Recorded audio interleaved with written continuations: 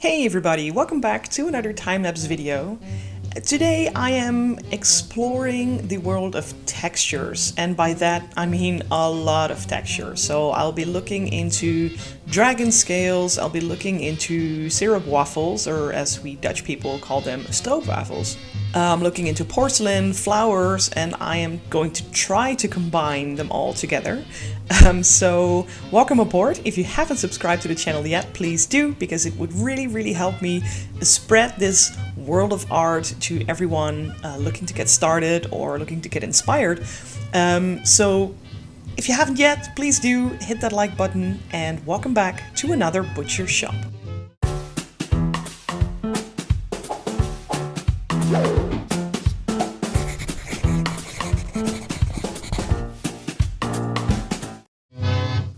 Hey, so welcome back. My name is Sandy Butchers, for those of you who are new to the channel. I am an author and an illustrator. Sometimes I write, sometimes I draw, and sometimes I end up combining these things into illustrated products. The core of things is that I really love to tell stories, so whether that's through words or through pictures, there is always a tale to tell. And the same goes for this particular illustration, where I am trying to tell a story basically about my home country. So, because I'm working with a baby dragon, like, you know, Dutch history is full of dragons. I was gonna say full of dragons. There's at least one really famous dragon. But I think the core of this particular thing is the Stroopwafels. And I will just be calling them Stroopwafels because that's just the Dutch way to pronounce it. I don't know if they are as popular in other countries as they are here.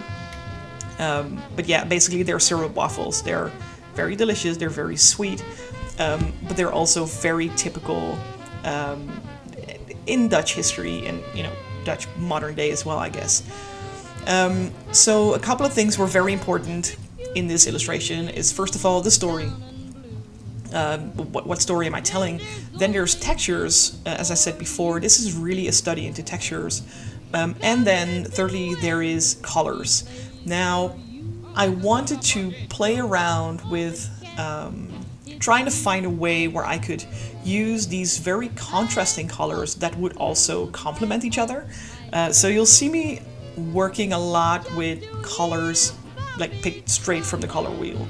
You see blue against yellow or yellowish family, like the stroopwafel color basically. And you'll see me work with other highlights later on, with the flowers, with some Dutch porcelain and all that kind of stuff. So story, texture, and colors. And one of the funny bits is, like, and I've talked about this a lot with people recently, is that apparently I have a pretty unconventional way of shading and rendering my pieces, because I do add this sort of base color, this base layer. It's the light blue that you see for most of the part right now. But then when I've done that, I pretty much always start with the eyes and I just render them completely. I don't do these sort of base sets first, but I start rendering. It's just something that I've done since I was like 12 years old. The eyes first, and I'll tell you why, because the eyes are literally the window into the soul. So what I want to do first is make sure that this emotion, this one bit that is supposed to suck me into the drawing, works. And 9 out of 10 times, I was going to say 11 out of 10 times, that starts with the eyes. So as soon as I'm happy with how the eyes look, and as soon as I feel connection through those eyes, that's when I start coloring outwards. So in my process, and I guess that's where it gets a little unconventional, my color work sort of bleeds outwards from that point of the eyes. Whereas most artists would probably start blocking out their value contrast first, so that whole darker area around the eye would be something that they would add in first. The funny thing is, though, that once you decide where your light source is, and if you have this sort of base idea of what colors this thing is going to include, it doesn't really matter if you block out your value contrast first. because it's going to be similar anyway. If you understand the anatomy of things, you know that, if the eye sockets are further into the skull, there's going to be a shadow around it because the eyebrow will catch the light and cast the shadow. Some people will probably hate me for this method, and that's totally fine. But maybe, maybe you'll be inspired. Maybe you want to try out that same method. Understand the anatomy and understand how things catch light and then start casting shadows. As soon as you do that, I promise you, it doesn't matter which way you work, because the final result will ultimately remain the same, because the physics won't change. So I've heard people say, it's a weird way of working. Well, I guess it is. It's, whatever works for you. If it works, it ain't stupid. It's my motto here. If it works, it ain't stupid. You can find your own way of doing things, no matter how other people tell you to do it. Find a way that works for you. But as you can see, in terms of texture, there's a lot of things happening here. And this is only the face. So later on, when I start working on the body as well, it's a lot of work. And here's where my stubbornness kind of bit me in the ass, because there's two things I really hate doing in terms of art, and that is fur, and that is repetitive behavior. This is quite the analysis of myself. But I absolutely hate doing fur, and it basically relates to the second point, because it is such repetitive behavior. You make the same movement, the same strokes time and time again until it becomes a mass, and then the mass starts looking like hair. Now, I think I've discovered something that I hate doing more than fur, and that is scales. And like I said, here it's only the head, so it's still sort of manageable, but oh man, I really kind of hated myself by the time that I, was working through the rest of the body, because it is just so much work. And I know that I'm making it a lot more difficult on myself than it's supposed to be, because there's probably some sort of magic brush that can give me a perfect scale texture just by painting. But over the years, I have kind of developed this stubbornness where I want to create that texture just by myself. So whatever I make, I don't want that to be the result of some pre-programmed brush that make this perfect texture. I personally want to work and torture myself until I have reached the effect that I'm looking for. So sure, I do use brushes. I mean, here I use a Painterly brush, for goodness sake. Yes, I work with stuff. But specific textures, for example, like scales or hair, I tend to just prefer doing things manually, even though I hate it. So I know there's a lot of contradictions going on here, and I know I might sound like a hypocrite because I hate it 1 second, but then I do enjoy the results of it. And I think that is actually ultimately why I keep doing it this way, because as much as I hate the process, I do like the results, because I know that at the end of this drawing, all the textures that you're looking at are 100% handmade. None of this is the result of some standard pre-programmed brush, other than the fact that this is a Painterly brush. Now, this also has a bit of a downside, because, and I will mention this later on when we are further into the illustration. Because I use one singular brush, and that is something that I've been doing for many, many years. I pick one brush and I use that for everything. But because of that, maybe not all the textures came out as strong as they could or should have been. So this is it's a messy brush, right? There is a lot of different color nuances going on in the coloring process. And the result is a very rough and very leathery texture. But I use that same brush, for example, for the porcelain as well. And porcelain by itself is a very smooth surface. So as a result, I got these very grainy, very roughly textured porcelain mugs or cups at the end, which I don't hate it, but if we're speaking of contrast and complementing differences, could have or potentially should have done the mugs in a different way. But I guess I just blame my stubbornness.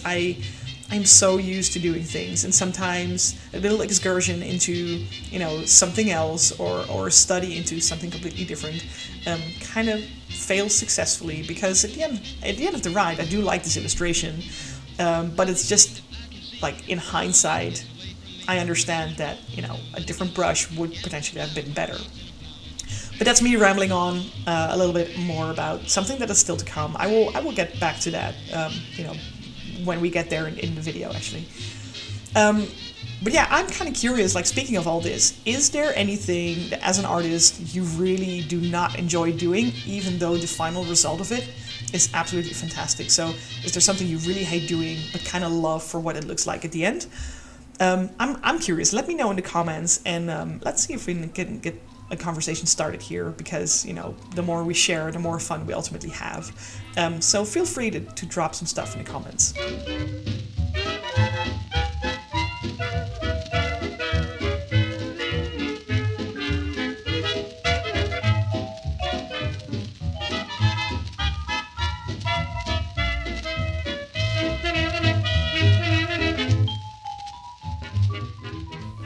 So just the other day, I found myself wondering, like, how many illustrations I've made over the last couple of years. I don't have an exact number, actually. I mean, I could probably dive back into the archives and just start counting my files.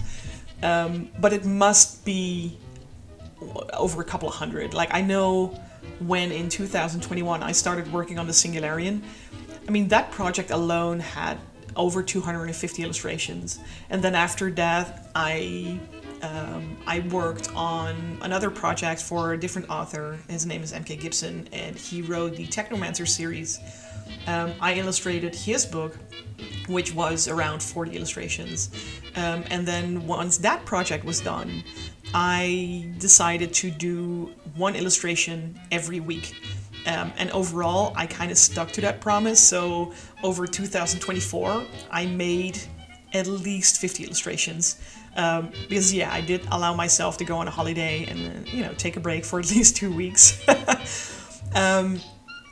But, like, the reason I bring this up is because looking at this video myself right now, I realized that so much has changed in terms of style and in terms of techniques. There is a lot of, I don't know, like, in the beginning, especially around the Singularian work, I guess I was kind of afraid to, one, work with colors, and B, or if I say one, I gotta work with two, right? It's like A and B and 1 and 2. In any case, the other problem I encountered back then was that I was afraid to work with color. And that's something that I have been for a long time, like since way before, like even if I go back to high school or middle school, I always worked in black and whites because I was just afraid of messing up my illustrations if I started adding color. So the color work is actually something that has made its appearance, I think, in the last 2 to 2.5 years. And again, like looking back, I'm starting to see how much has changed and is still changing in the way that I do things. So even though just now I said, like, I always start with the eyes and then I work outwards from the eyes from there, like that has, I think that must be the only thing that has remained the same over the years.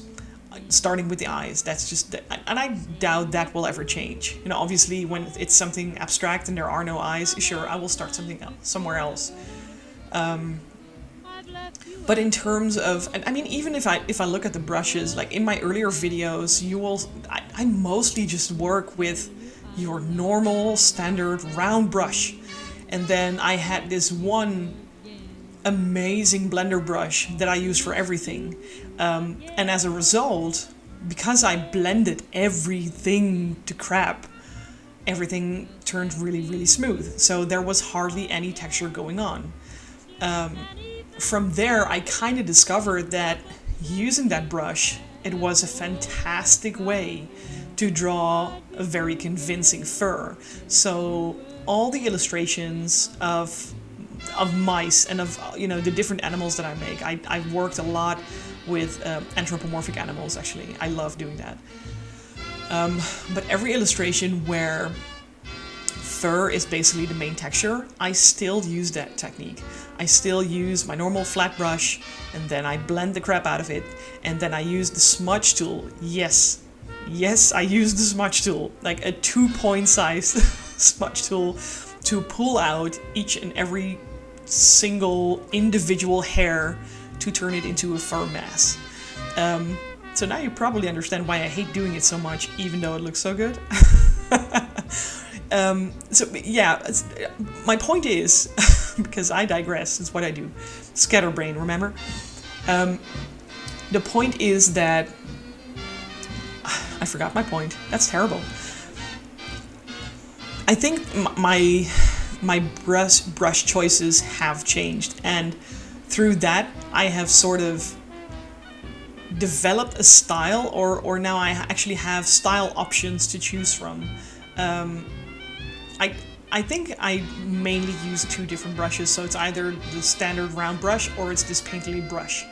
I rarely touch the blender brush at the moment, because you can just do so much with this painterly brush in terms of texture, and as long as I don't really work with fur, I don't really need it at the moment, because these colors blend, like these brushes blend really well all by themselves, because they have a very sensitive,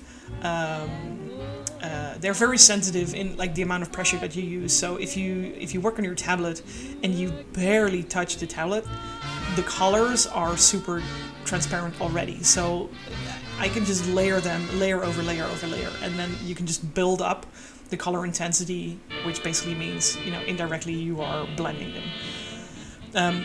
That's a lot of babbling, by the way, but what I'm trying to explain is I have kind of developed a possibility, at least for myself. It's not like I did not reinvent the wheel or anything, but I think that this is still part of the process of learning how to work with color, and this is where I really start to see the difference between being able to work with just black and white images for years and years, like for decades, literally for decades, but only being here in the world of color for 2 to 2.5 years.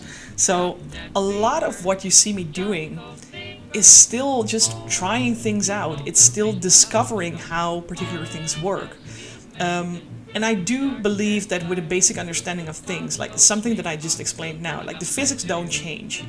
If you understand the physics, and if you understand light and dark, and the way those two interact with each other, I think you can get a very, very long way. But I do believe, or at least that's something that I've really come to experience, is that common sense only gets you so far. There is obviously a lot of practice still required. Like I would not be able to, for example, these Stroopwafels, they are based on a reference because their texture is so incredibly complex that I had to look at existing Stroopwafels, put a light on them, and see how that would interact with each other. And I do believe that if I give me another 10 years, I would probably, or at least, well, this is maybe a bit of a weird thing to say, but I think in 10 years, I would have a much better understanding of how that would work. Not necessarily, Stroopwafels on their own, but the way textures work with light. And it's interesting because, you can be good at what you do, but there is always more to learn and to understand. And even though I've been drawing these black and white images for probably around 2 decades, it's just very cool to go through that same process of how you learn to work with black and white, but then with color. And then I'm not even talking about different mediums. So, this is obviously painted digitally on a computer, but I also have a lot of work made in gouache paint. And even though the color theory and, the physics theory and, all those things that I mentioned just now in this video, they work the same, but because your material works differently, it is just an entirely new learning curve. And I personally love that. Like, art is never boring. Even in the easiest scenario, art is just entertaining. It is lovely to do. It is incredible to make. You have a good feeling when you're finished because you created something out of nothing. And so purely for that alone, every art journey is worth it. But once you start challenging yourself with that, and you feel like you understand something a little bit better after every illustration you make, that's where it becomes really, really cool. Because every time I pick up a gouache brush and I finish a painting, I feel like I have a better understanding of that particular paint and the styles that I use for that. And I think it's still happening when I make digital work as well. Like, after every illustration that I finish, I feel like I have a better understanding of what I want to achieve as an artist and how I can start achieving that. And if that base, or if the foundation of what I want to achieve is telling stories, then it is not necessarily about, making things look more realistic, or it's not necessarily about, how can I achieve photorealism or, anything unrelated to storytelling. Let me start over again. I have really come to understand that storytelling can happen in so many different kind of ways. And sometimes that is achieved through style or stylistic choices. Sometimes that is based on your choice of material. But sometimes it can be as simple as composition, or it can be as simple as defining a very intense light source. And there's all these little individual things that can influence the story that you're trying to tell.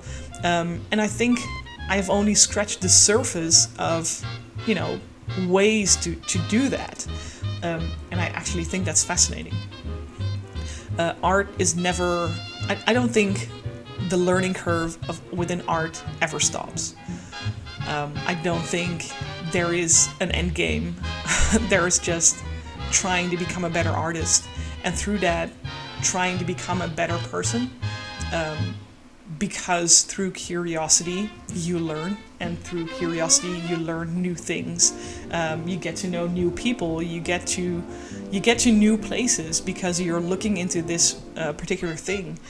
For example, last year my husband and I went to Czech Republic, and while we were there, we visited both the city, the countryside, and like very densely forested areas. And in each of those places, I pulled out my watercolor set and I just started painting to explore these different textures. And, it was great. It was very fun doing that, and it was even more cool looking at the results at the end. But then when we got back here to the Netherlands and I looked at these paintings again, only then I realized how different these textures and all these things that I painted were compared to what we have in the Netherlands. So I do believe that through art you can discover the world, basically. And you can become better at what you do, or you can become better at how you are trying to be a good person, because through that understanding I realized how precious these areas in the world are. Now, imagine if you would go to some, take the rainforest, for example, and this might be a little bit far-fetched, but hear me out. A place as precious as the rainforest, it's threatened by, cutting trees and cutting things down for whatever reason. But if we would let that disappear, we would never have the opportunity to learn from it again. Even from an artist's point of view, I would never be able to look at these different textures, at the colors, at the way these plants grow, etc., etc. And that's not even mentioning the importance of it, for the ecosystem. So by understanding that, I believe you can become a better person, because once you understand the value of something on a much higher level than, well, this is a place that is, has a lot of resources that we can mine or whatever, like for financial benefits. If you understand that that place has other benefits than that, I believe you can come to an understanding where, how can I protect that in my own way? And I'm not saying I'm going out to run to the rainforest to, protect it with the sword in hand, and I'll be a knight for the rainforest or anything. What I'm trying to say is, art can create a level of understanding, and I think through that we can be better people. But that's a lot of here's some philosophy for you. Yeah.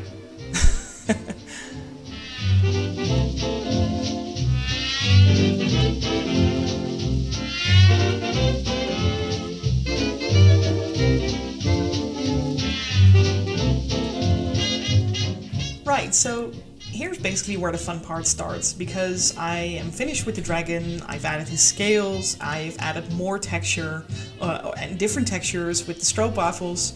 I now start adding flowers, which also each have their own texture. And all the way up until this point, everything still works. Like, we see enough differences that this one singular brush does not matter.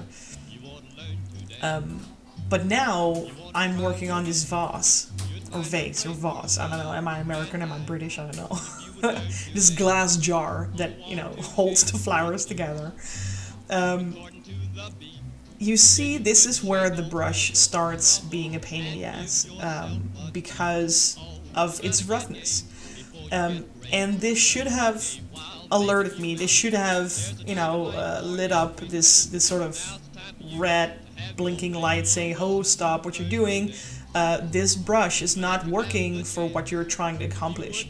But stubborn me thought, well, let's just add a little bit more flowers and, make it look more pretty, and make distractions so that our eyes do not move straight to the glass in the background. And, let's fill up these porcelain jars. And basically, like, where it is now with just a flat color, that would have been the best they could probably have been, in terms of smoothness. And it's a learning curve. Sometimes, I'm sorry, not everything is perfect. And so I'm personally not very happy with how these cups, these mugs came out, because the texture of the brush in this case did not lend itself very well for that. In a study of textures, I guess I hoped that I could do more with the same brush, but I ended up doing the exact same thing with the exact same brush, which makes total sense, looking at it now. But yeah, I personally think these cups should have been smoother, but let it be a lesson learned. Next time, I will probably pick my standard round brush. Even though that feels like blasphemy, because, like I said before, I tend to use one brush for every single painting. You know what? Don't even ask me where that came from. It's just something that I've been doing. It's something that just speaks for itself for me at this point. And I'm kind of surprised how hard it is to let go of that. I don't know why. I could not, for the love of me, tell you why it's so hard to let go of something that I've been doing for a long, long time. It's the funny thing is I'm even trying to cover up these texture differences by adding the Delft Blue, Delft Blauw in Dutch. So I'm covering things up, and this is the part of the illustration where I'm not a happy artist. There's a lot of damage control. There's a lot of trying to cheat my way through making this look good. But really, in all honesty, those mugs, those cups are just not as successful as I wanted them to be. But yeah, it is what it is. I worked on it. I guess I learned from it. I mean, my next illustration, you will not see me make the same mistake. And maybe, you know what, maybe that is the most important part of what we do here. Maybe it is not about exploring the possibilities of something, it is about discovering the impossibilities. Yeah, I did not invent one way to make a light bulb. You know the saying, I invented 100 million ways to not do that. And I guess this is a very similar process. I did not design, or I did not come up with a way to make all these different textures match with each other. I guess I made a way to crack things up. Lesson learned. Let's just, keep it at that. Not every brush is the right brush for, every texture. So there's that. Oh yeah, this was fun. The insides of the Stroopwafels, every single square I wanted to give it a texture. And you know what? Sometimes this is really the key to making things look better.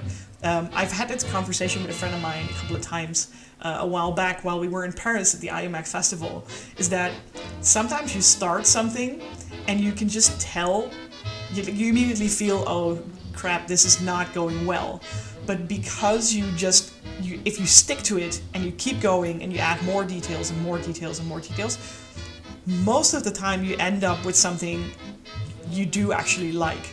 And making these Stroopwafels very, very much reminded me of that particular conversation, because it is just a brown disc. But by adding these hundreds of little dots and these very narrow lines and these sort of uneven distributed highlights, it does look like a stroopwafel at the end, purely by sticking to the process of adding those details, more and more details. So it was just a kind of a fun reminder of a conversation I had a long, long time ago. Lesson learned, stick to it. Once you start it, just, show some devotion, show some dedication, continue until you feel like you can get there. Yeah, so, I mean, in terms of composition, I really adore this image. It's very cute. It really tells the Dutch story. It's almost like a Dutch still life, inspired by a Dutch painter who worked a lot with flowers. It's got the Stroopwafels, it's got the Delft blue going on. There is a lot that tells the story of, as my friend would call it, Dutchland. Tell the story of the Netherlands. Yeah, that's really all there is to it. I generally like this image. Have I learned a couple of things about combining textures, using brushes, and all that kind of stuff? I 100% did. Do I feel bad about any of this? No, sir, I don't. Because again, this is process. This is learning. Even though it's a task failed successfully. Let's just call it that. It looks good. It looks great. It's a cool story. It's a fun image. But behind the scenes, there were some lessons learned. And I think that is the biggest takeaway of today's video. So with that, I actually do like to wrap things up. Thank you very much for tuning in. If you haven't liked the video yet, please do, because it really helps kick in the algorithms. In any case, thank you very much for joining. And I hope to see you in the next one. Take care, guys. Bye-bye.